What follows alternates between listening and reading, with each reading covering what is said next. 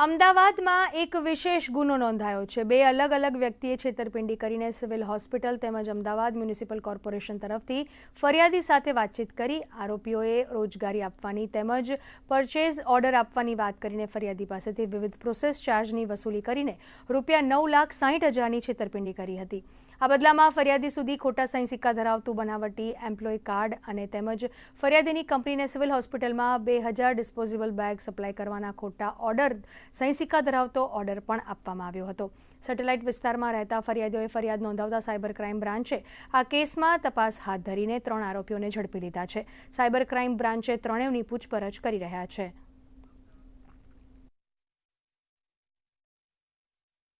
અને ફ્રોડ કરવા માટે મુખ્યત્વે એ ગૂગલ ઉપર જેમ આ પ્લાસ્ટિક બેગનું હતું તો જે ગ્રીન પ્લાસ્ટિક બેગ એવી રીતના એના મેન્યુફેક્ચરની ડિટેલ સર્ચ કરતો હતો અને પછી એનું સોશિયલ એન્જિનિયરિંગ કરીને કે જે કંપની મોટી હોય કે જેમનો ટ્રેક રેકોર્ડ સારો હોય એમને વોટ્સએપ માધ્યમે કોન્ટેક્ટ કરતો હતો અને એમને અલગ અલગ fake document procurement order confirmation order મોકલતો હતો, જેના માટે ચેટ જીપીટીથી આ બધા ઓર્ડર ક્રિએટ કરતો હતો અને ફેક આઈ કાર્ડ બી બનાવતો હતો અને ત્યારબાદ લોકો સાથે ઠગાઈ કરતો। અત્યાર સુધીની પ્રાથમિક તપાસમાં આવ્યું છે કે એમને અલગ અલગ 6 લોકો સાથે આ ફ્રોડ કરેલા છે। રખિયાલમાં એમની વિરુદ્ધમાં પહેલા એક ગુનો નોંધાયેલો હતો, ત્યારબાદ ચાંગોદરમાં બી એક વ્યક્તિ સાથે 18 લાખની છેતરપિંડી કરી।